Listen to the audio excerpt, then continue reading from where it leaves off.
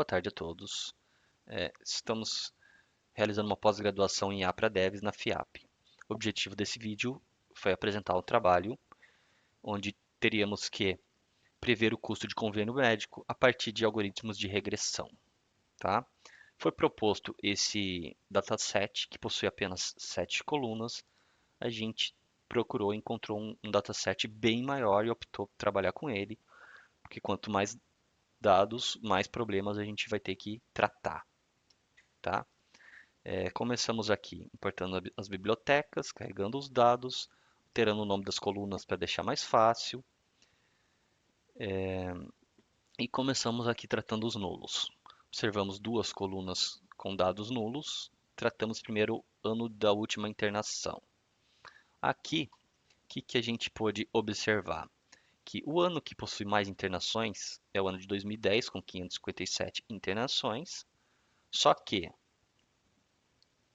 temos aqui 557 registros para o ano que possui mais internação e faltantes a gente tem 11.881, ou seja, 47% das linhas não possui essa informação. A gente optou por remover, tá? Remover a coluna inteira porque ela não faria sentido com essa quantidade de dados faltantes. O próximo passo foi olhar índice de massa corporal, que também possui dados faltantes, tá? Aqui a gente fez uma relação entre os dados faltantes, a gente criou uma coluna a mais dizendo se é dado faltante e observou que os dados faltantes eles estão muito bem distribuídos em relação às outras variáveis, tá? Nesse caso a gente optou por remover as linhas faltantes, tá? A gente viu que diminuíram em 990 linhas, o que foi bem pouco, mais ou menos 3%. O próximo passo foi olhar a coluna ID. A gente viu que ela se repetiu, então a gente foi ver se era mesmo ID. Observamos que um mesmo ID tem hora que ele é para homem, tem hora que ele é para mulher, tem hora que ele é para doença cardíaca, ou seja, esse ID ele não faz o menor sentido. Retiramos esse ID do modelo. Depois, quando a gente foi fazer o mapa de correlação, a gente acabou observando que esse modelo ele está praticamente com o valor relacionado apenas ao peso, tá? Então, se a pessoa pratica esporte radical, a idade dela, se tem doença, a glicose, o EMC, se ela bebe, se ela fuma, não faz importância nenhuma para o modelo, só o peso. Então, a gente concluiu que esse modelo ele não faz o menor sentido e a gente teve que ir para o modelo tradicional mesmo. Bom, então nós criamos um novo notebook com o dataset mais simples. Primeiro a gente deu uma visualizada aqui nos dados. Não existem dados nulos para serem tratados. A gente criou algumas funções para gerar os gráficos. Separou as categorias em dados numéricos e categóricos.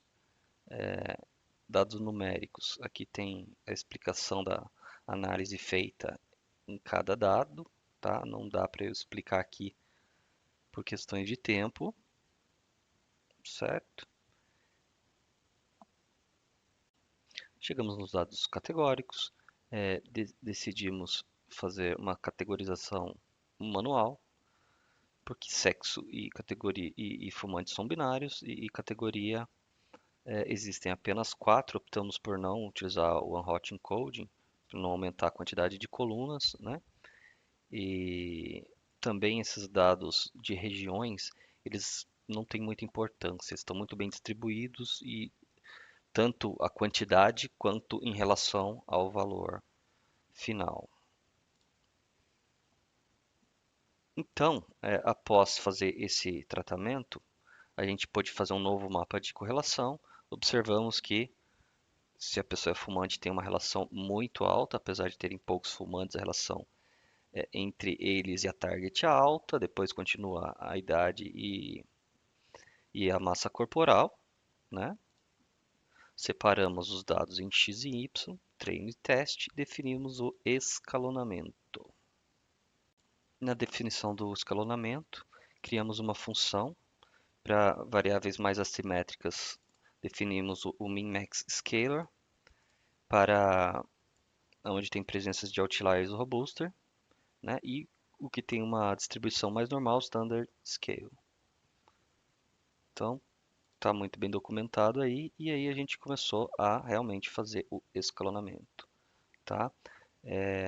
Criamos o column transformer para as variáveis categóricas e os standard para idade e filhos, robuster para IMC, né? E geramos aqui o transformador de colunas. Em seguida, foi a parte mais demorada desse sistema, né? A gente fez uma validação cruzada para definir os melhores parâmetros, tá? A gente mudou muito aqui os parâmetros, colocou parâmetros com valores bem pequenos e bem maiores aqui e rodamos o sistema por mais de 20 vezes até chegar nos melhores parâmetros. Após a validação cruzada, chegamos nesses dois melhores modelos aqui, que são o Random Forest e o Gradient Boosting Regressor. Esses parâmetros foram os melhores de cada um deles.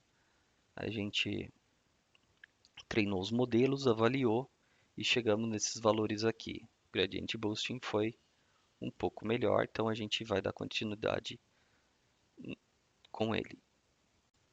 Bom, continuando a avaliação agora apenas do Gradient Boosting, teve o melhor desempenho. A gente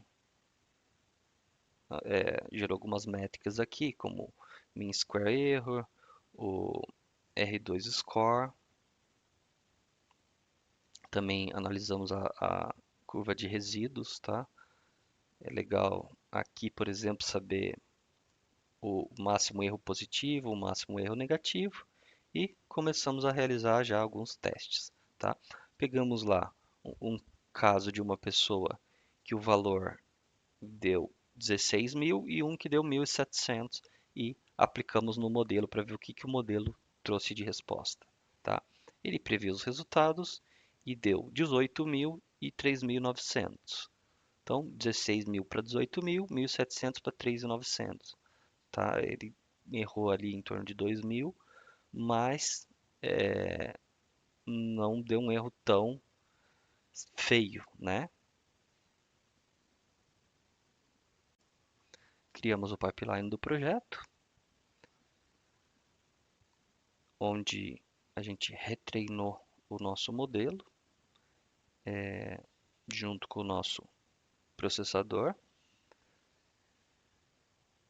e depois a gente exportou este pipeline apenas para fins de aprendizado, né? Depois a gente importou como se fosse numa produção, fez novamente a previsão, os valores deram